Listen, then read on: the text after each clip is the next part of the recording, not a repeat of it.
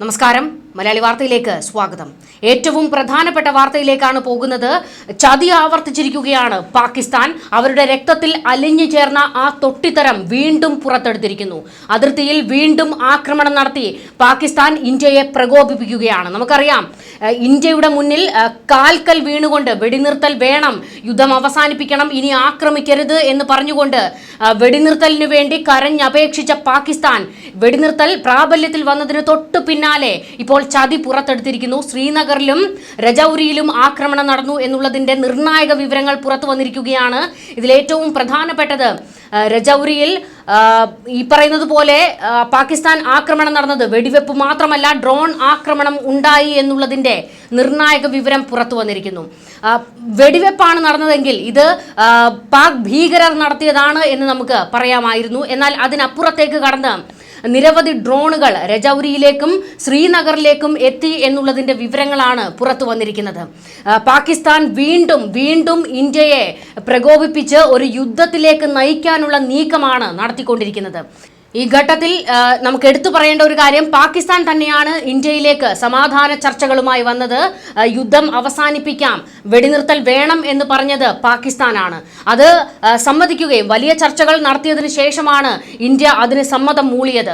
ഒരു വെടിനിർത്തൽ കരാറിലേക്ക് ഇന്ത്യയും എത്തുകയായിരുന്നു. ഏറ്റവും മാന്യമായ രീതിയിലാണ് ഇന്ത്യ പെരുമാറിയത്.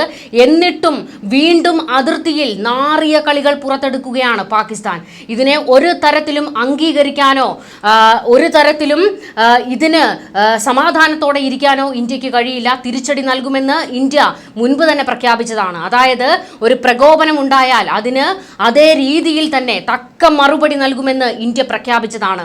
ഇപ്പോൾ വീണ്ടും ആ ഒരു നീക്കത്തിലേക്ക് ഇന്ത്യ കടക്കുകയാണോ, ആക്രമണം തന്നെയാണോ, യുദ്ധത്തിലേക്ക് തന്നെയാണോ ഇന്ത്യ പോകുന്നത് എന്നുള്ളതിന്റെ നിർണായക വിവരങ്ങൾ പുറത്തു വന്നിട്ടില്ല. എന്തായാലും ശക്തമായി ഇന്ത്യ തിരിച്ചടിക്കും എന്നുള്ളത് ഉറപ്പാണ്. ജമ്മുകശ്മീർ മുഖ്യമന്ത്രി ഇപ്പോൾ പ്രതികരിച്ചിട്ടുണ്ട്. ഒമർ അബ്ദുള്ള പറഞ്ഞിരിക്കുന്നത് ശ്രീനഗറിൽ പലയിടത്തായി സ്ഫോടനങ്ങൾ നടന്നു എന്നുള്ളതിന്റെ ശബ്ദം കേൾക്കാമെന്നും എന്താണ് സംഭവിച്ചുകൊണ്ടിരിക്കുന്നത് എന്നും അദ്ദേഹം ചോദിച്ചു.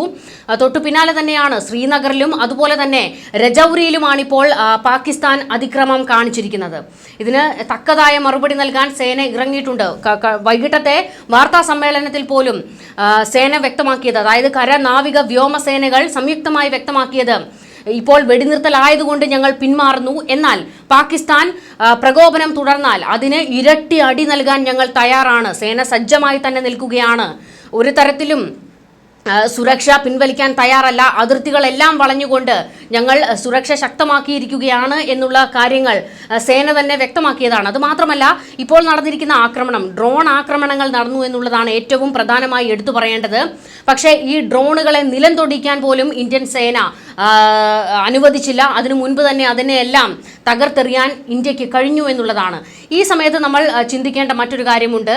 പാകിസ്ഥാൻ ഒരു ചതിയാണ് കാണിച്ചിരിക്കുന്നത് എന്നുള്ളതിലേക്ക് തന്നെയാണ് ചർച്ചകൾ വഴിമാറുന്നത്. അതായത് വെടിനിർത്തൽ കരാർ പ്രാബല്യത്തിൽ കൊണ്ടുവന്നുകൊണ്ട് പിന്നീട് ഇന്ത്യ അവിടെ നിന്ന്, അതായത് അതിർത്തികളിൽ നിന്ന് ഇന്ത്യ ഉടനെ അങ്ങ് പിന്മാറുമെന്ന് പാകിസ്ഥാൻ കണക്ക് കൂട്ടിയോ? ആ ഘട്ടത്തിലാണോ പാകിസ്ഥാൻ ഇപ്പോൾ വീണ്ടും ആക്രമണം നടത്തിയിരിക്കുന്നത് എന്നുള്ളത് ഒരു പ്രധാനപ്പെട്ട ചോദ്യമാണ്. അങ്ങനെയാണെങ്കിൽ ഇന്ത്യൻ സൈന്യം കാവലായി തന്നെ അതിർത്തിയിൽ നിൽപ്പുണ്ട്. പാകിസ്ഥാന്റെ ഒരു കളികളും ഇന്ത്യക്ക് നേരെ നടക്കില്ല എന്നുള്ളത് ഇപ്പോൾ വീണ്ടും വ്യക്തമായി കഴിഞ്ഞിരിക്കുകയാണ്.